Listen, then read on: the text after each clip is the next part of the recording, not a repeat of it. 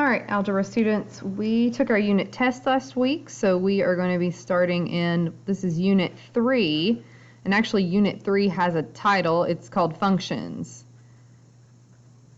And so we're going to be talking about what does it mean for mathematics to function correctly, and what is a function, and so everything that we're going to go over the next couple of pages is going to be on the unit 3 test. So today's notes are going to focus on evaluate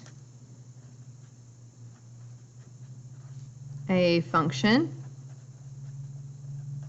also known as input and output machines. Doesn't that sound exciting? All right, so we're evaluating function, or evaluate a function, evaluating function. All right, so first the definition. So a function can be thought of as a machine that assigns one output for every one input. All right, and so let's look at what this is going to look like in mathematics. So we might have something that looks like this. It might be the letter F and then parenthesis with an X, and then is equal to 3x plus 4. So this would be what we would call function notation, where F, this letter F, is actually the name of the function. It could be actually any letter. It could be F, it could be G, it could be H, it could be Z. So a lot of times we use F because, well, function starts with F. So starting with the F. And then this whole side here is, we would read this as F of X. And what this means is that it's telling us that there is a machine called F, and X is actually the input value. It is actually going to be what is put into the machine. So this is not this is not the number F times X, but this is a notation that goes together, F of X, that actually is the same thing. When we think of F of X, it's actually the same thing as Y. And we'll talk more about that, but just know that F of X is the same thing as just saying Y. So this whole thing here, F of X, is the same thing as just the letter Y. All right, this part over here is going to tell us the rule. So this is the rule of what's actually happening. And so let's just look at an example, and let's just dive right into what this would look like. So on the last video, we talked about these little machines. And so if you could just imagine like a little machine, I'm going to have I'll draw myself a little machine here where I've got like an input and output section. So here's where stuff's going to go in, here's where stuff's going to come out, and I'm going to call this machine F. So it's the name of the machine is F. And of course we know from up here that F is the same thing as F of X is 3x plus 4, all right? That's our rule. And so we want to know, if I input 2, then what will come out of this machine? So now the machine is telling us that our rule is F of X. So the function that we're going to be using is the function F. The rule is 3x plus 4. And this value is telling me the input. Now sometimes you will see the input value written as this, F of 2.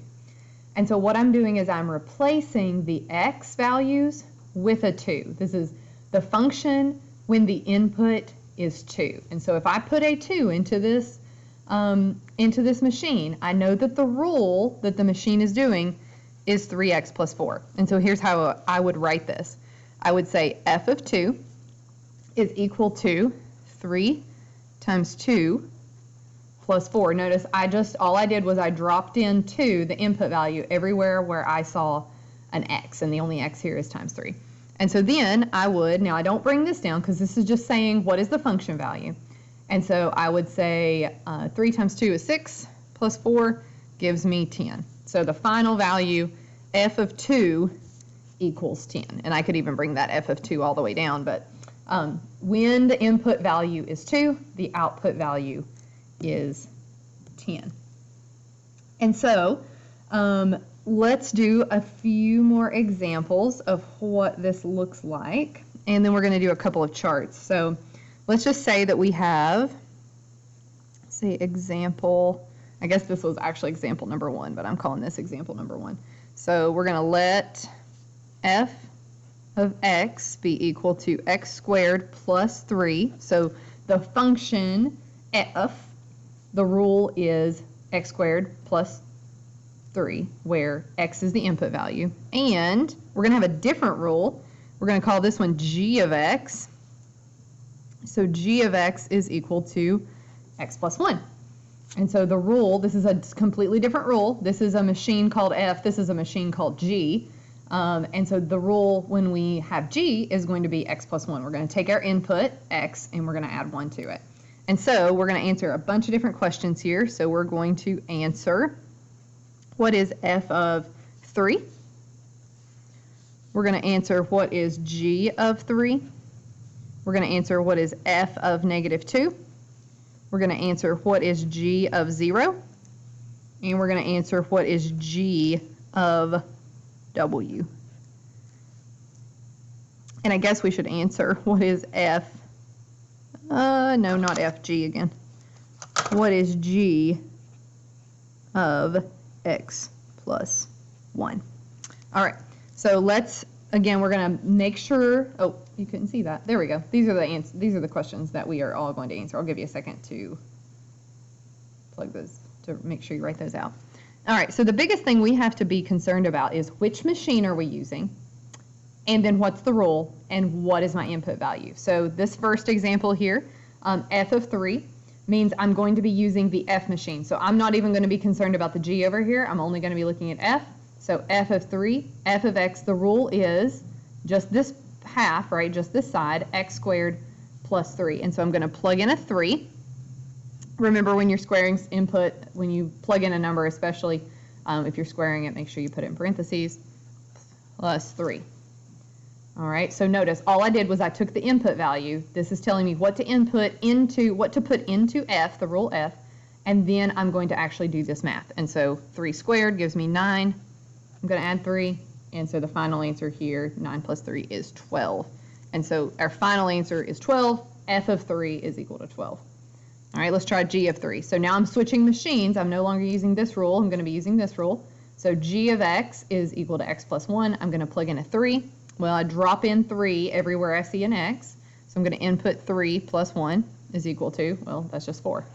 And so my output value there is 4.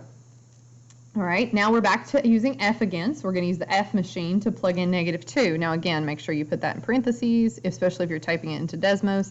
So the rule is input value squared plus 3. Input value is negative 2. So we're going to do negative 2 squared plus 3. Negative 2 squared, of course, is positive 4. That's negative 2 times negative 2. You type that into Desmos as long as you put it in parentheses. Plus 3. And so f of negative 2 is going to be equal to 7.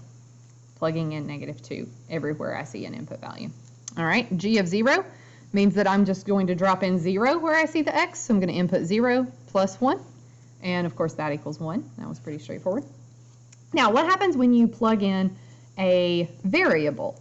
And so we are going to, again, assume that this is the input. So all we're doing here is we're dropping in a w as our input. Well, the rule is g, and the rule for g is input, or the x, plus 1. And so all I'm going to do is I'm going to replace x with w. And that's it. That's as far as you can go. So the answer for g of w is w plus 1. Input of w, drop in a w where you see it, an x. Now, sometimes you'll have more than one thing that you're going to have to plug in. And so our rule, again, we're going to use g, because it's telling me to use the g machine, use the g function.